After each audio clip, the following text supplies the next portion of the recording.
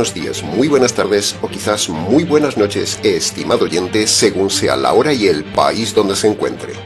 Les saluda nuevamente el pastor bautista Nikos Ricoy, pastor general de las iglesias del Ministerio Tinajas y director del programa Encuentros, emitiendo desde aquí en Valencia, España, para todo el mundo hispanoamericano. Saludamos a todos nuestros seguidores y les damos la bienvenida una vez más a nuestro nuevo programa semanal Encuentros.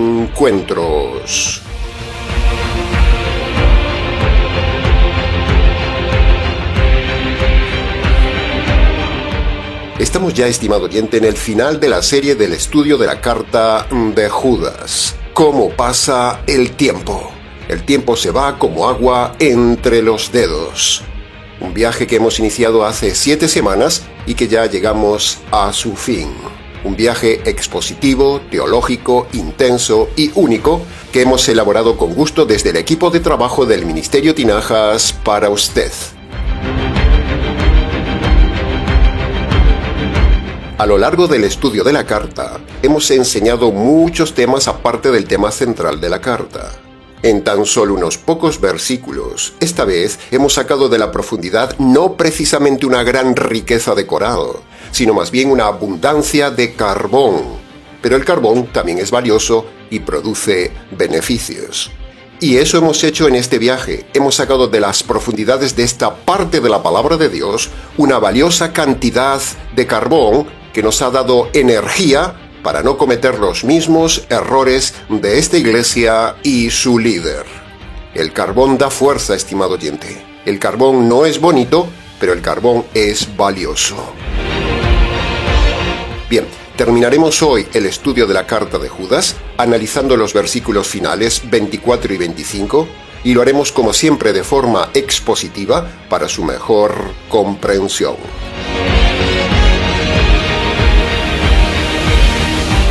Entremos entonces en el análisis, comentario y enseñanzas del versículo 24 que, en versión latinoamericana, dice así: Dios es poderoso para guardarlos sin caída y presentarlos sin mancha delante de su gloria con alegría. Punto número 1. Lo que vamos a decir hoy, como siempre, no es nuestra interpretación privada, estimado oyente, no, sino que simplemente es el resultado imparcial de la aplicación del estudio expositivo junto con las 5 principales leyes de la hermenéutica. La ley de la inferencia, la ley a fortiori, la ley de la gramática, la ley del contexto y la ley de la razón. Con estas 5 leyes, usted nunca fallará en la interpretación de un tema bíblico, nunca se dejará engañar por los lobos, y usted tendrá siempre la seguridad de tener la doctrina en estado puro. Así que ya sabe por qué hay tantas interpretaciones de la Biblia en tantas iglesias mal llamadas cristianas. Sencillamente porque esos ignorantes líderes, pastores, pastoras, sacerdotes y rabinos, todos son indoctos, vanidosamente anclados en sus títulos, pero ciegos, perdidos e ignorantes porque no aplican el método expositivo ni usan correctamente las leyes de la hermenéutica. Punto número 2. Analicemos entonces la primera frase del versículo 24. Dios es poderoso para guardarles sin caída. Empecemos analizando qué significa esta frase y qué cosa no significa esta frase, estimado oyente. Esta primera frase se refiere a la seguridad que da Dios de guardar para siempre la salvación de toda persona convertida que cumple los 2 requisitos, las 2 condiciones del contrato de salvación que Dios ofrece al hombre y así no caerá nunca de la salvación. El cumplimiento de los 2 requisitos de Marcos capítulo 1 versículo 15 asegura al convertido que nunca caerá de su salvación. Aplicando la ley de la inferencia en esa frase, quedaría así: Dios es poderoso para guardar al convertido sin caer nunca de la salvación. La salvación no se pierde, estimado oyente, eso es un invento de las sectas, principalmente de los pentecostales falsos, porque Dios, como asegurador del verdadero convertido, le guarda sin caída para siempre, como dice el texto. Ahora, escuche bien esto. Si usted como gentil cumple los 2 requisitos de Marcos capítulo 1 versículo 15, arrepentimiento de los pecados y creer en el Evangelio, o si usted como judío cumple los dos requisitos de Juan capítulo 1 versículo 29, creer en el Mesías y llevarle sus pecados al Mesías, entonces, cuando cada uno, judío o gentil, obedece estas dos cláusulas del contrato de salvación, Dios protege para siempre su salvación. Usted nunca perderá la salvación. La salvación no se pierde, necios pentecostales, porque aquí dice que Dios le protege de la caída. Pero claro, para que eso sea así, es necesaria una verdadera conversión y no el falso método de salvación pentecostal o el método modernista de pase al frente, levante la mano, repita esta oración, acepte a Jesús en el corazón, entréguele la vida a Dios, vaya a misa, crea en Jesús, no deje de congregarse, acepte a Jesús como único y suficiente Señor y Salvador, etcétera, etcétera. Todo eso es falso. Nunca le dará seguridad de salvación porque no son cláusulas bíblicas, son cláusulas falsas. Si usted cree eso, caerá en la eternidad de fuego. Punto número 3.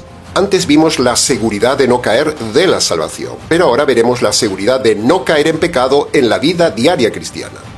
Dios protege al convertido no solo de la salvación, sino que protege al convertido también de la caída en pecado en la vida diaria, si el convertido usa los recursos que Dios le da para no caer en pecado.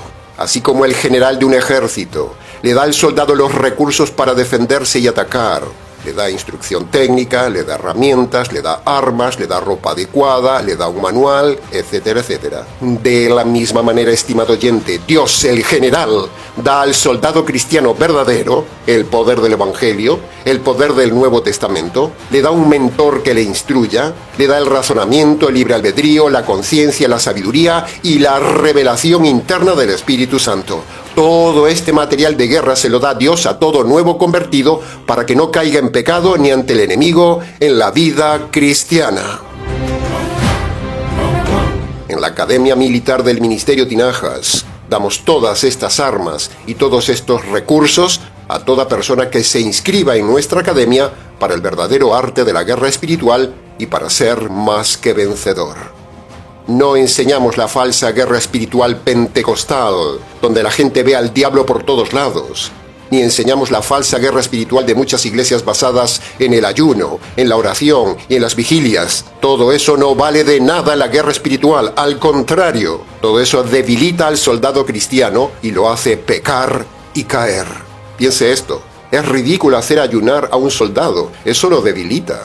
La oración en la guerra espiritual tampoco vale de nada, solo lo hace perder el tiempo. Lo que hay que hacer es actuar valientemente, no orar. Lo que hay que hacer es estudiar el manual de guerra, no hacer vigilias. Las vigilias le producen falta de sueño, cansancio y le debilitan en la guerra espiritual. Porque si el cuerpo está débil, el alma también estará débil.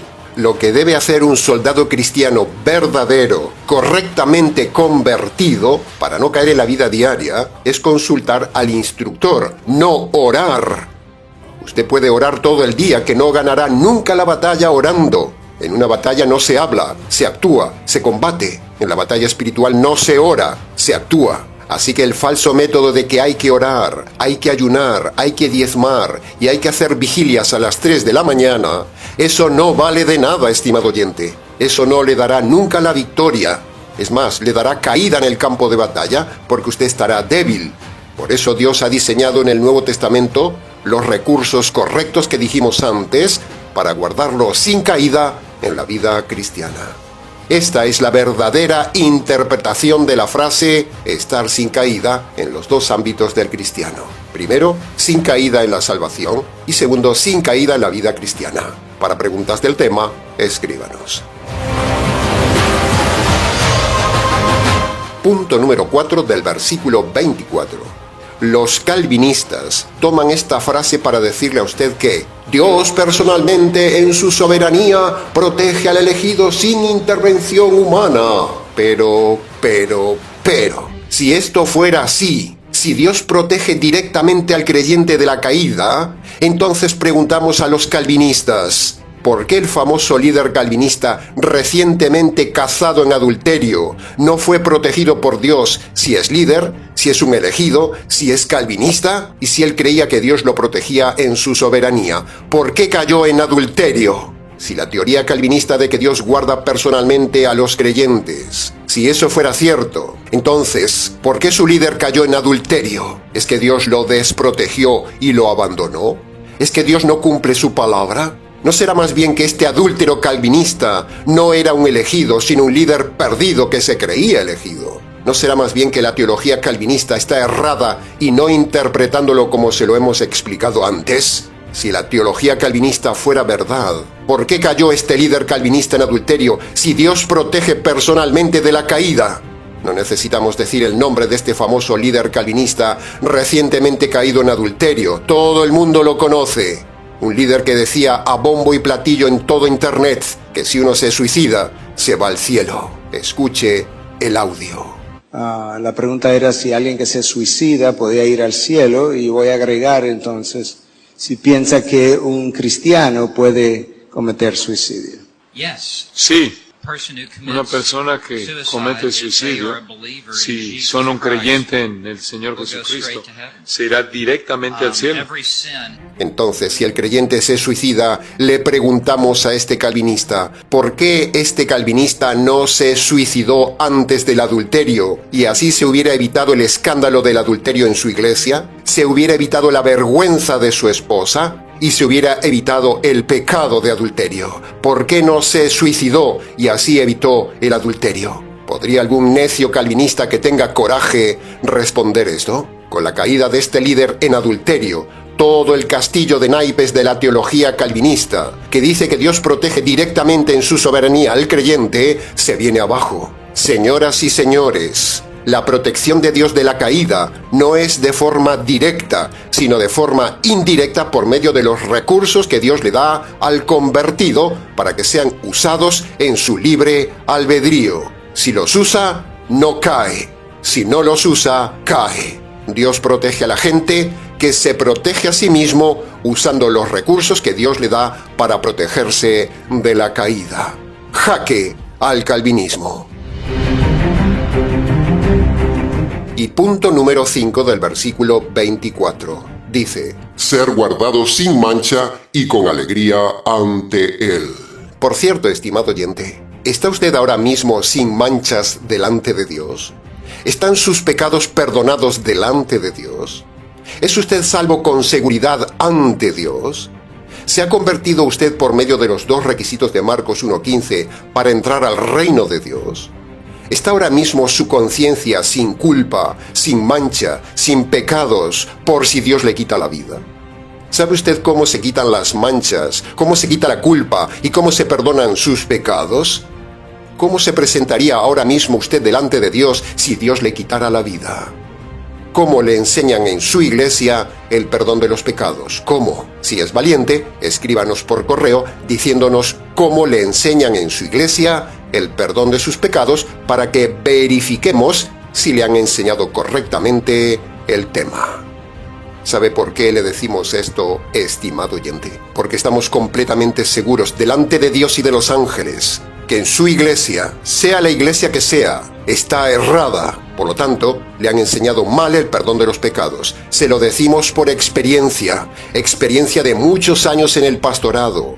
Sin embargo, en esta misma semana hemos hablado con varias personas de diferentes iglesias cristianas y ninguno sabía cómo se perdonaban los pecados. Así que si Dios le quitara la vida hoy, usted se moriría con sus pecados sin perdonar. Y entonces, a usted le espera no el lugar de gloria ni ser recibido con alegría en el reino, sino que usted sería despreciado por Dios y enviado a la cárcel del fuego y oscuridad eterna por los siglos de los siglos.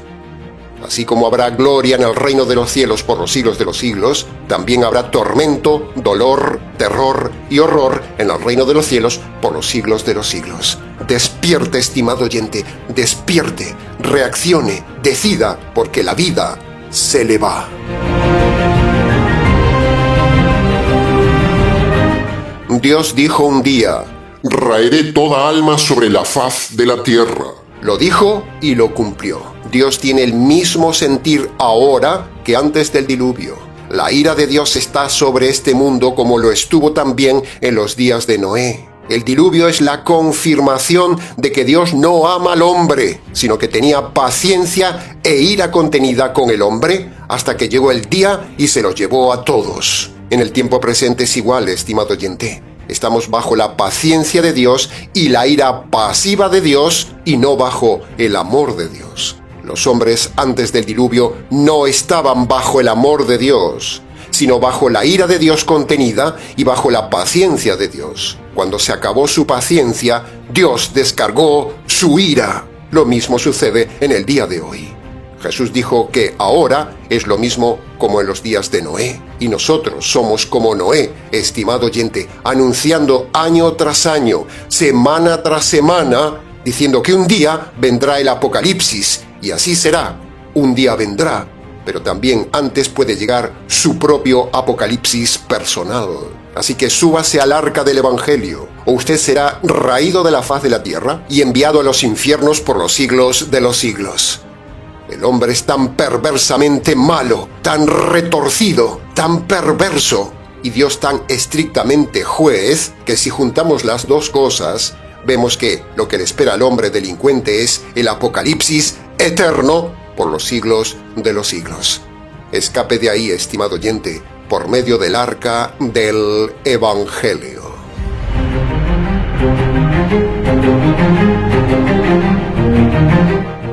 Y entremos ya en el análisis, comentario y enseñanzas del último versículo de la serie, el último versículo de la carta de Judas, el versículo 25, que dice: Al único y sabio Dios nuestro Salvador sea dada la gloria, la majestad, el imperio y el poder, ahora y por los siglos de los siglos. Amén.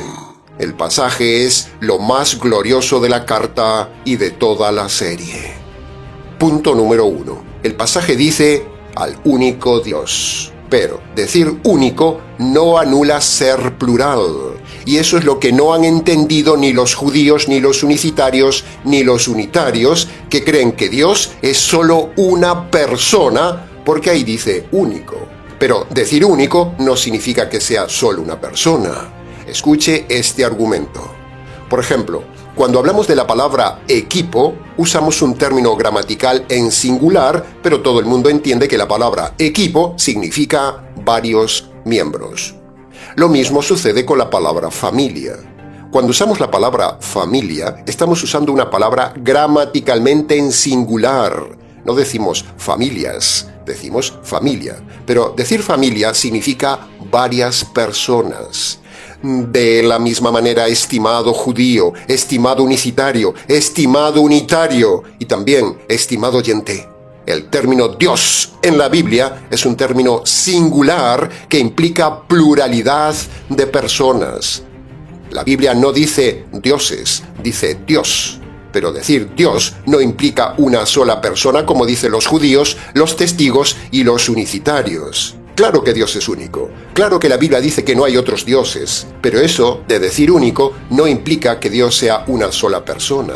Por ejemplo, si decimos, ese equipo de juego es único. Bueno, decir así, por supuesto, no se refiere a una sola persona.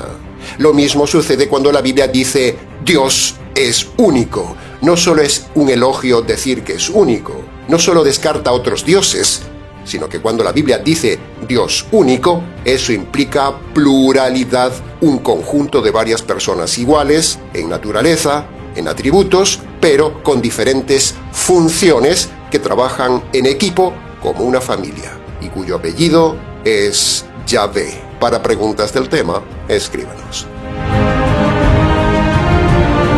Punto número 2 del versículo 25. Cuando el versículo dice la frase nuestro Salvador, esa frase, por la ley de la inferencia, habla de un grupo pequeño separado de la mayoría que se pierde. Por lo tanto, eso nos muestra que no todo el mundo se salva como dice la Iglesia Católica. Pero tampoco implica que Dios elige solo unos pocos para salvarse como dice la Iglesia Calvinista. Sino que el texto, al decir nuestro Salvador, la frase habla de un grupo de personas que previamente han sido salvadas por los dos requisitos universales de salvación que, aunque Judas no los nombra, se infiere que sus oyentes en algún momento se tuvieron que convertir por medio de los dos requisitos, sean judíos o sean gentiles. No hay salvación sin dos requisitos, estimado oyente. Por lo tanto, aunque Judas no lo dice, él fue salvado cuando cumplió los dos requisitos como judío en Juan capítulo 1, versículo 29. Y para que usted también pueda decir con propiedad, Dios, mi Salvador, usted tiene antes que haberse convertido por medio de Marcos capítulo 1, versículo 15. Entonces sí, Dios lo salva. Si no, usted es un engañado, es un religioso, es un moralista o es un perdido. Pero no es del grupo de nuestro Salvador. Los falsos pastores de hoy que meten cabras y todo tipo de alimañas en las iglesias engañan a la gente haciéndoles creer que esa frase es para ellos. Pero esa frase, nuestro Salvador, es solo para las personas convertidas por medio del Evangelio.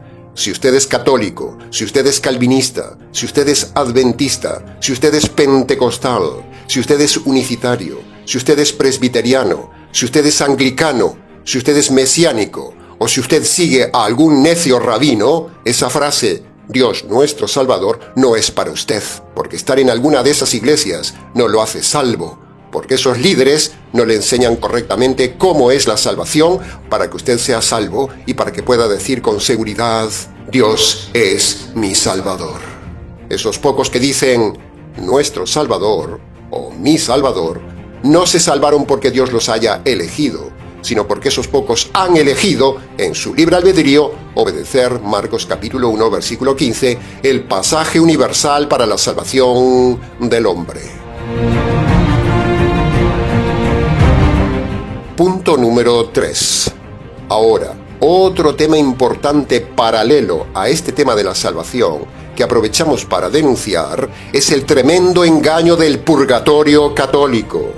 El purgatorio es una de las mayores herejías, falsedades, mentiras y un gran negocio inventado por la Iglesia Católica. Pero la Biblia no nombra nada del purgatorio. No existe nada en la Biblia que diga de forma directa o de forma indirecta sobre el purgatorio. Es un invento perverso de la Iglesia Católica para imponer su poder espiritual sobre las masas, manipular a la gente y un grandísimo negocio con el cual la Iglesia ha orquestado su fortuna y hace a Dios injusto, porque Dios estaría quitando las almas del sufrimiento del purgatorio por medio del dinero. Fíjese qué atrocidad ha inventado la Iglesia Católica. Aunque ahora no se habla tanto del purgatorio en los ambientes católicos, sin embargo, por siglos y siglos se ha usado el negocio del purgatorio para que las familias de los fallecidos pagaran a la Iglesia Católica, para que la Iglesia redujera el periodo del castigo del purgatorio del fallecido, si la familia pagaba dinero y así se fueran más rápido al cielo. Hay que ser retorcidamente perverso para inventar este negocio antibíblico. Por eso, después de la peor iglesia, la Iglesia calvinista, la Iglesia católica es la peor que hay en el día de hoy en el mundo cristiano. En resumen, ni se salvan todos, ni se salvan unos pocos elegidos por Dios, ni hay purgatorio, sino que Dios, nuestro Salvador, solo salva a los que han obedecido Marcos capítulo 1, versículo 15, en su libre albedrío. Punto número 4. Hablando de Dios como Salvador, aprovechamos también la oportunidad para derribar a los que niegan la divinidad del Hijo de Dios. Así que, de forma breve, siga con atención esta sencilla lógica.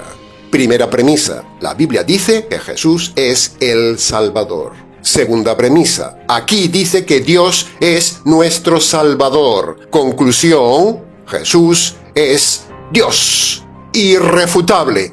Jaque a los testigos de Jehová. Si Jesucristo no es Dios, entonces no sería posible la salvación por 4 razones. Primero, si Jesucristo no es Dios, entonces es un ser creado. Y si es un ser creado, es un ser limitado. Por lo tanto, no podría darnos salvación eterna. Es pura lógica, señores testigos de Jehová. Segundo, si Jesucristo no es Dios, entonces no podríamos adorarlo, porque solo Dios puede ser adorado. Y el Nuevo Testamento está lleno de pasajes que hablan de que Jesús fue adorado, por mucho que la Biblia de los Testigos de Jehová haya sido cambiada en este tema. Y lo hacen porque son perversos, son retorcidos. Tercero, si Jesucristo no es Dios, no podría perdonar los pecados, porque solo Dios puede perdonar los pecados. Y el Nuevo Testamento está lleno de pasajes donde Jesús perdona los pecados.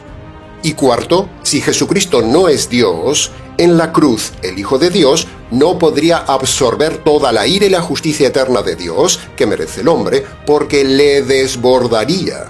Dios descargó en la cruz toda su ira y su justicia eterna. Es pura lógica. Habría que estar entonces repitiendo cada tanto tiempo el sacrificio nuevamente, porque un ser limitado no puede dar algo eterno. Jaque a los testigos.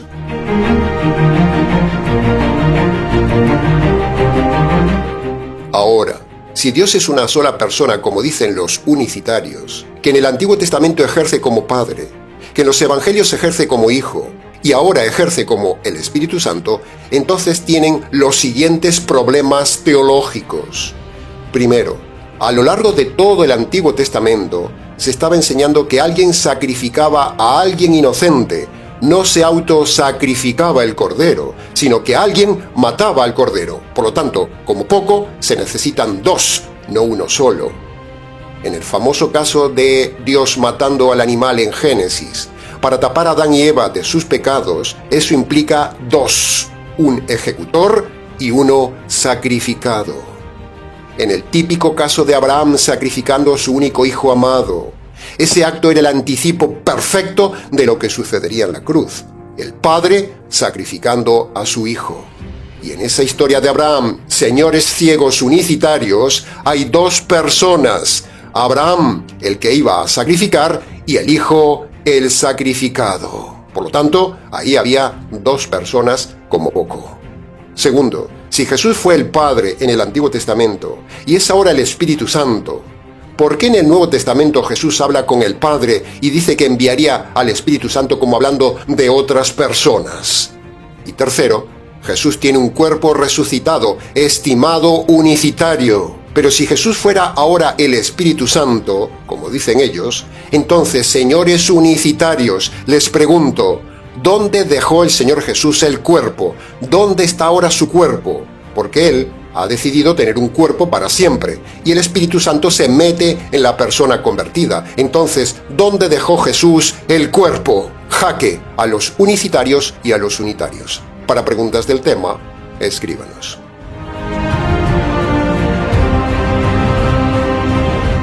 Punto número 5. El versículo habla de darle la gloria a Dios. Por lo tanto, la primera pregunta es, ¿qué significa eso de darle gloria a Dios? ¿Qué significa esa frase? Bueno, darle gloria significa sencillamente agradar a Dios en todas las áreas de la vida. Así de sencillo. Darle gloria es cuando Él se siente a gusto cuando usted hace su voluntad. Darle gloria es algo así como darle satisfacción en todo lo que hacemos en la vida. Es sencillamente hacer lo que a Él le agrada y Él sentirse orgulloso de su criatura con lo que hace cada día delante de Él. Pero para agradar a Dios solo se puede hacer por medio del Evangelio, porque el inconverso, el religioso, el que va a la iglesia, el moralista, por mucho que haga las mismas cosas que hace un convertido, nunca agrada a Dios porque es un inconverso, es enemigo de Dios, está bajo la ira de Dios y porque Dios al inconverso lo ve como un delincuente. Por lo tanto, aunque usted haga exactamente lo mismo que hace un convertido, si usted no se ha convertido, eso solo es moralidad que nunca dará gloria a Dios con sus obras buenas. Las obras buenas del inconverso, del religioso, del que va a la iglesia, del moralista, esas buenas obras, como persona, nunca agradan a Dios. Lo primero que usted debe hacer para agradarle es obedecer lo que Él dice en Marcos capítulo 1, versículo 15. Por eso, estimado hombre o mujer religiosa que vas a misa, que vas al culto cada domingo, que te crees buena persona, que tratas de hacer lo mejor en la vida, si usted no se ha convertido por medio de Marcos 1.15, usted nunca jamás agradará a Dios. Si usted quiere dar gloria a Dios en la tierra y quiere entrar en la gloria de Dios, empiece por convertirse por medio de Marcos capítulo 1 versículo 15. Lo repetiremos hasta el cansancio.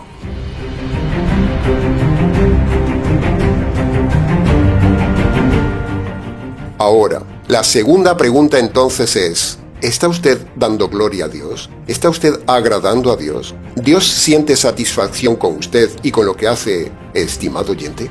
¿Está usted haciendo la voluntad del Padre según el Nuevo Testamento? ¿Está usted agradando al Hijo obedeciendo Marcos 1:15? ¿Y está usted dando gloria al Espíritu Santo recibiendo la verdad dicha en este canal? ¿A quién agrada usted? ¿A Dios o se agrada solo a sí mismo? Estimado oyente. Aquel que es poderoso para guardarlos sin caída y presentarlos sin mancha delante de su gloria con gran alegría. Al único y sabio Dios, nuestro Salvador, sea gloria y majestad, imperio y potencia, ahora y por todos los siglos. Amén.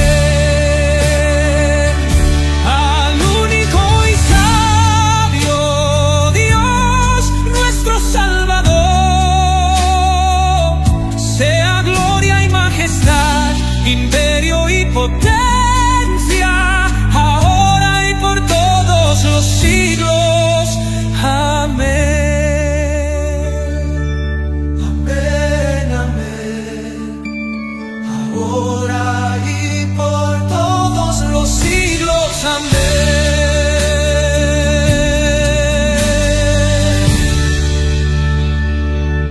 Y punto número 6 del versículo 25. La frase final dice, por los siglos de los siglos. Esta frase es impresionante. Habla de algo que no se termina nunca. Habla de continuidad permanente de vida. Habla de continuidad de la existencia. Habla de inmortalidad. Una vez que usted ha sido creado, ya nunca jamás dejará de existir y, de su libre albedrío, en su paso por la tierra, depende dónde vivirá su inmortalidad. En el reino de Dios o en el reino de las tinieblas por los siglos de los siglos. Usted decide lo que sucederá por los siglos de los siglos con usted. Los adventistas que niegan el infierno, niegan el castigo y niegan conciencia del alma de los malos en la eternidad, no pueden con el pasaje de Jesús en Mateo capítulo 25 versículo 41, donde Jesús derriba a los adventistas diciendo, apártense de mí, malditos, al fuego eterno.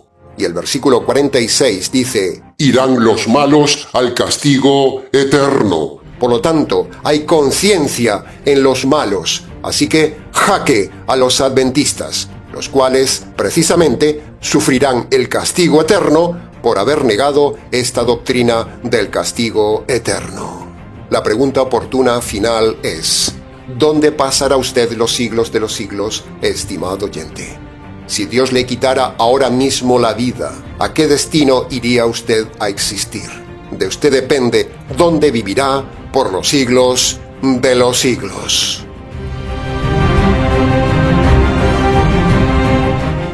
Ahora, habiendo llegado al final de la serie y al final del estudio de hoy, y redirigiendo el mensaje al punto central que se debe llegar siempre, la salvación, le resumimos. Para que usted sea perdonado de todos los pecados que hemos visto en la serie, para que usted sea salvo delante de Dios, para que usted pueda ser recibido con alegría en la inimaginable gloria de Dios, para que usted pueda ser limpio de las manchas de su alma, para que usted sea perdonado de haber estado metido en una secta cristiana, para poder vivir en felicidad por los siglos de los siglos en el reino de los cielos, y para que usted sea perdonado de todos los pecados de su vida. Para todo esto y mucho más, usted debe obedecer los dos requisitos jurídicos y universales que Dios el Salvador manda a todo hombre y toda mujer en Marcos capítulo 1 versículo 15. El primer requisito es el arrepentimiento, es decir, Dios le manda que usted se humille ante Él y reconozca de forma concreta sus pecados pasados y abandone los pecados que esté cometiendo en el tiempo presente. El segundo requisito de Marcos capítulo 1 versículo 15 es creer el Evangelio.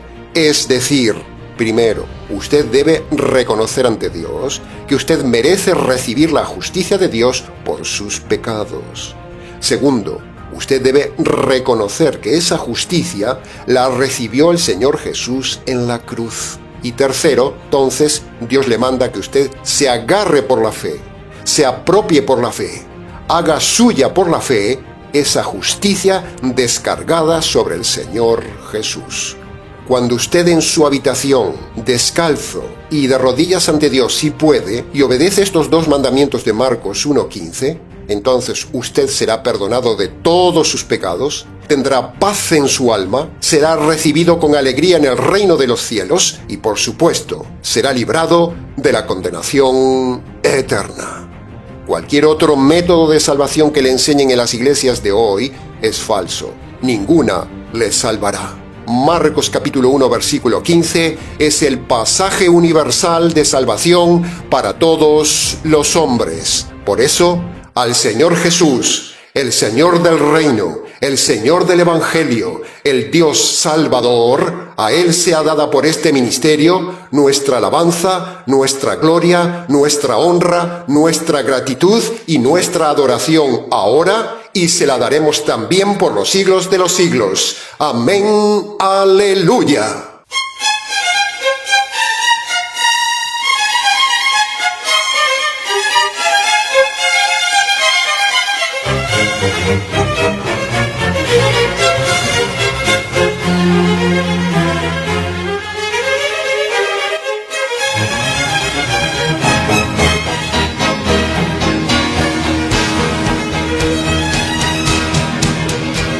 Proclama gloria al Señor, que todos le confiesen, Rey, alabanzas le daremos por siempre. Proclama la gloria del Señor, sus proezas cantar y al mundo declarar, con fe anunciar.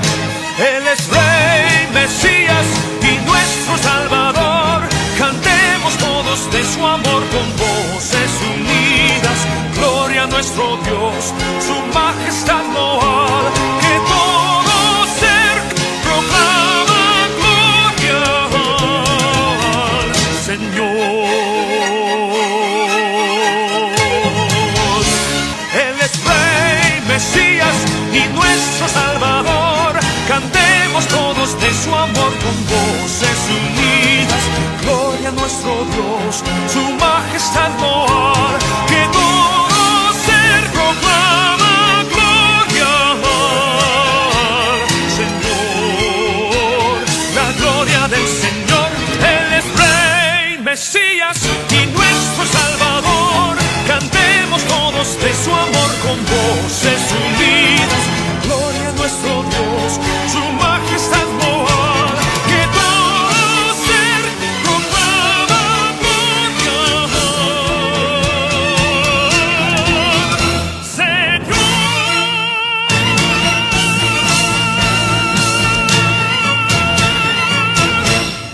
Bien, se nos ha ido el tiempo del programa una vez más y hemos llegado ya al final de la serie de la carta de Judas. Mucho más se pudo haber dicho en toda la serie, pero con lo dicho ha sido suficiente para su enseñanza y su reflexión. Para preguntas de algún tema de la serie o de algún otro tema, si quiere, escríbanos. ministeriotinajas@gmx.es. Ahora, antes de terminar, creemos oportuno decirle que, si usted es seguidor del canal, si usted ha sido beneficiado por nuestro trabajo pastoral, si usted ve que enseñamos la verdad pura y sana, queremos entonces animarle a colaborar voluntariamente con el Ministerio Tinajas para que podamos seguir difundiendo la verdad y poder llevar a cabo nuevos proyectos de difusión del Evangelio. Abajo, en la descripción del vídeo, tiene las formas de colaborar con el Ministerio Tinajas. A la vez, queremos también ser justos, dando muchas gracias a todos los colaboradores del programa, sin los cuales no sería posible sostener este ministerio y este canal. Muchísimas gracias a todos los colaboradores.